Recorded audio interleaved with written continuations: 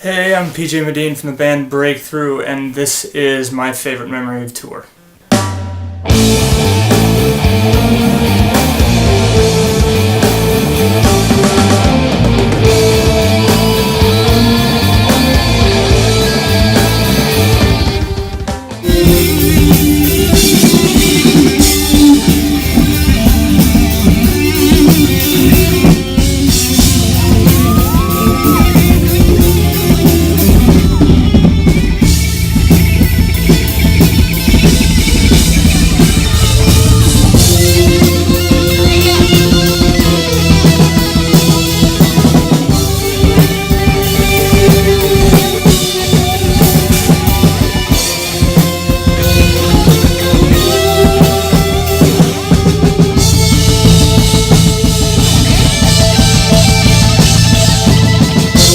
I have to say my favorite memory from tour was probably going to Colorado Springs in Colorado, coincidentally. And we spent that whole time out there getting to know all the people who were homeless. I guess Colorado Springs is quite a big homeless population. Just a whole lot of people who have lost their normal life, so to speak, or redefined their normal life through drugs, alcohol. There were a lot of kids out there who just didn't want to listen to their parents, and so instead of stick around with their parents, they decided to go out on their own. And it's really what you'd expect. A lot of people you meet are high, a lot of people you meet are drunk. There are a lot of really lonely people who just want to tell you their life story. I just remember going out there and being like a listening ear and a shoulder to cry on for a lot of people who had stories they wanted to tell. We went with Extreme Tour and we played this big concert for the homeless population. We got them a ton of McDonald's and we just handed out cheeseburgers and gave them live music to listen to for 2 or 3 hours. And I remember at one point it started raining and we had to take all the equipment down and run it into the trucks or cover it up with tarps. While we were doing that, I remember that my sister Sarah grabbed an acoustic guitar on her own, went down to a pavilion and started playing live music for the homeless while we finished up.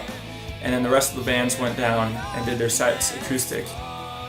And afterwards, there were guys who stayed, who helped us put everything away. And they stayed through load up, they stayed through group prayer, they stayed through the post meeting just to say, hey, thank you for reaching out to us and making us feel like real human beings.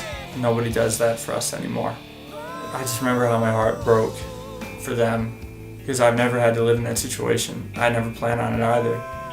But just to think, to try to put yourself in that mindset of someone who is homeless thinking, I've got nothing now, nothing going for me, nothing that'll help me to get a job. What am I going to do?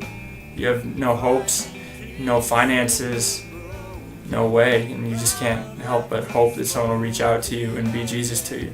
And so that's what we did, and that was my favorite memory on tour. I actually have one other favorite memory that I forgot to share with you. At one point, Drew had to go run a check to a bank for the tour director, and we had loaded everything up in the back of our truck. And we usually put something in front of the back window so the window won't open and stuff goes flying out. So Drew gets back from this trip, drove probably a good 12 miles over the interstate, through neighborhoods, comes back, goes, hey PJ, where are the guitars? I just thought to myself, they're in the back of the truck. I mean, oh no, and I dashed out to the back of the truck. And sure enough, the window had come open and my 7-string Drew's bass had fallen out during his trip. We retraced Drew's steps and we found his bass within 2 minutes of the place we were staying, luckily enough. And we never found my 7-string. So we get back to the place we were staying. I told the rest of the band and we all went out looking for it. And we were just praying that God would show us where it is or that He would help someone find it and call us. I get a phone call from a number I don't recognize and they said, hey, are you Paul Medine? And I said, yeah. And they said, do you own a red guitar? Yeah, I own one. And they said, well, we heard something crash on the road outside of our house and we went out and I saw there was a guitar case on the ground and I grabbed it and I brought it in.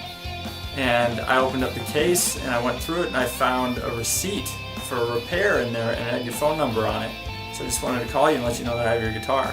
And so we got their address from them, went to their house, picked up my guitar, and of course we paid them back in merchandise. And we said, thank you so much for being honest. And they said, hey, we figured that guitar belongs to someone else, not us.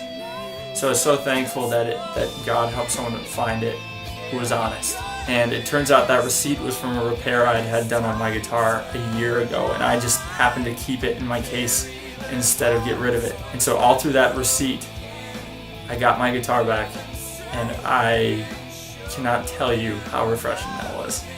So that's my second favorite memory from tour.